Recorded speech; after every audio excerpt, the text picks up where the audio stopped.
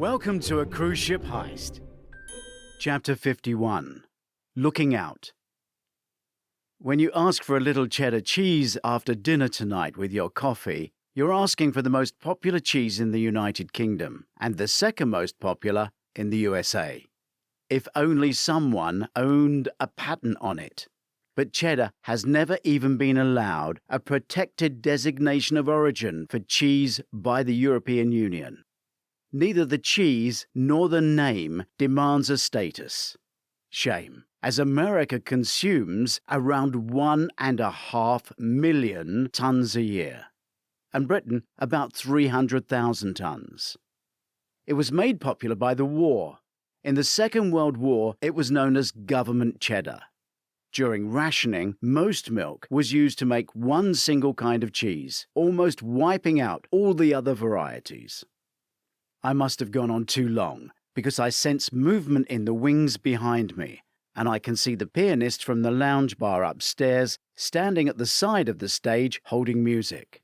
Some people are already leaving, the dash has started, and a new crowd is forming where Hunter was standing in the shadows at the back. Not a bad place to end, war and food. Enjoy dinner tonight. Please stop and chat if you see me around the ship, and I'll be back with more odd tales on the next sea day. There is a decent applause, so I must have done okay. Before I have cleared, crew are pushing a grand piano to the other side of the stage. Background music has started on the address system. The screen is rising, I close my computer, and the lectern is taken as I lift it. A crowd is forming at the front, trying to catch my attention with questions. Hunter is nowhere to be seen. No Georgie either, so she hasn't watched my show. Aulia comes up onto the stage. "Go and talk to them," she orders, removing my microphone and belt pack. I feel like a quick change artist. "What?"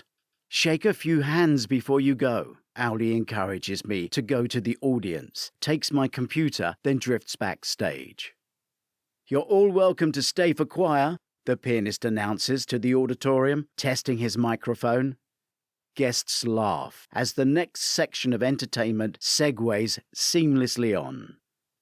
I move off the stage against the flow of guests, allowed to climb the side stairs onto the stage now that the screen has been raised and safely docked. They arrange themselves into a curve. I must have been a few minutes late, but now I know the routine. Thanking each of my guests, I assure them I'll do questions and answers next time, when I will finish earlier. I go backstage and find Aulia in the wings. "Where's Christophe?"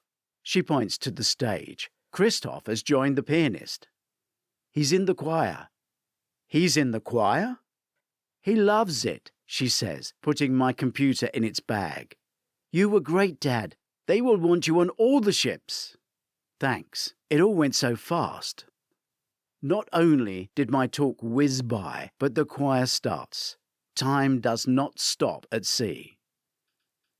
Steps at the back of the stage feel like they lead deep into the pointed front of the ship. There are clothes rails full of costumes, and a large trunk flight case sitting on a loading pallet. It sports a label, Musicals 3, Props.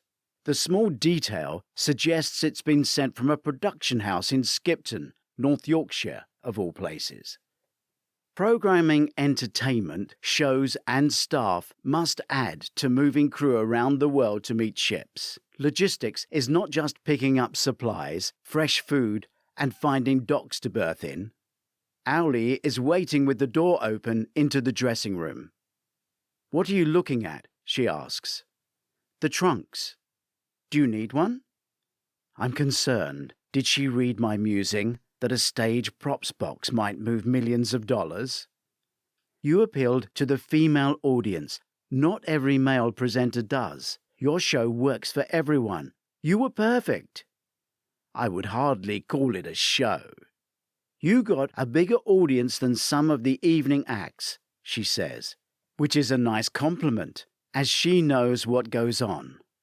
I doubt the hosts nor Ricardo would tell me that. Maybe not even Georgie would.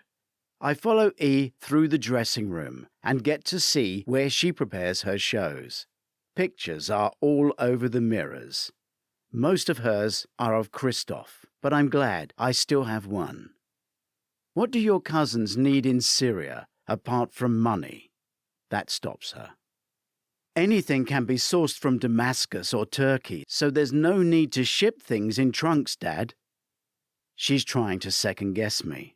She doesn't know I could fill that trunk with money if Mrs. L. Ray has not been and got it back. If she is the female drug lord, it was her who directed Ronnie and Hunter to the house made of million-dollar bricks. And she will want every last buck. The airport money must have been a payoff to customs and police to get her on the ship. I've got a lot more to sort out before I can be sure any of this heist is mine. Chapter 52. My Share. You need something to sell after your show. The singers sell DVDs. Write a book, Ali suggests. The wind hits me, as hard as her left-of-field suggestion, as she opens the backstage door into the bright sunlight. It is the crew door out to the promenade deck, avoiding the need to go past all the guests. I guess technically I'm not supposed to use it. Just write a book, I question. Yes, she says, marching me along the deck against the fresh breeze. You said you needed to earn some money. Maybe not now, I let slip. You got a job? She asks, stopping firmly on the deck outside the door at midships. Maybe. I have some money, maybe. I can set up something possibly like a children's home, and it would give me a salary. From one can of worms to another, this is a conversation I should never have started until I know where I stand. She opens the door into midships.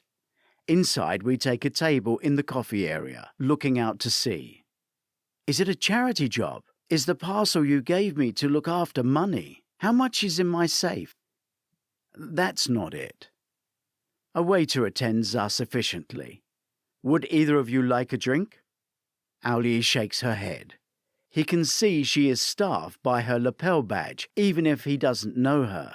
He leaves, not really expecting a sale. How much did you transfer to Damascus? She had not taken this seriously until now. She knows I spent a lot of money getting her to England and through school, and that I was running on empty, but it has never been quantified in any way. Maybe I could write. Novels on missions behind lines do well. I'm grasping for time or a conversation change. I really need to go and see Hunter and find out what's going on. I liked him, but now I don't trust him. First, I need to go to my room and make sure the money is still under my bed. I'd like to dump my computer. Maybe we could have lunch after. Let's, she says, bouncing up, expecting to follow me. Maybe you should check it's still in your safe, I offer. I need to separate us for just enough time to accomplish my check-the-bed operation, and the best way is to suggest her own mission. If that is money in my safe, it's a lot. It is not a question. I can stay quiet. E would freak out if she knew.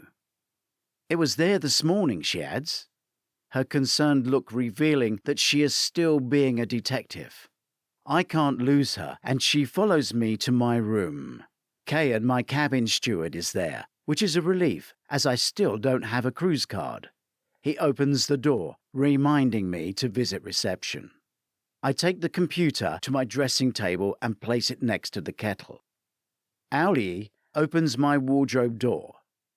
You have a safe, so yours must be full for you to give me that parcel. That's a serious amount of money. She is probing. I could lift my bed and say, jokingly, no, this is a serious amount of money. But it might not be there, and then she doesn't need to know. Do you mind if I use your toilet? She asks. As the door closes, I reach for the bed and heave it up, pull the blankets forward a little to expose the green plastic blocks. My lungs fill with relief. The money is still there. I close the bed fast, straighten the top sheets, and then turn and sit. As she reappears, I stand. Lunch, I ask, knowing I still need to question Hunter. Auli stares towards the safe. It's empty. If you want me to take it back, I can, but if people think I have something, it could go missing. It is safer with you. She nods. Let's go back up past the theatre and collect Chris. Choir will have finished. We wait outside the main venue, watching the flow of excited guests who have been enthralled by the choir and no doubt heading for the buffet. Auli leans into me. So, if they're all 20s, she holds up her hand to imagine the size. That's thousands. Genuinely, I don't know. I never opened it. It was an unexpected gift. Christoph appears last, laughing and joking with Adrian, the choirmaster. They seem good friends. Yes, he was a little fluid until he met me, she announces, as if I knew what that meant. Actually, I think I do.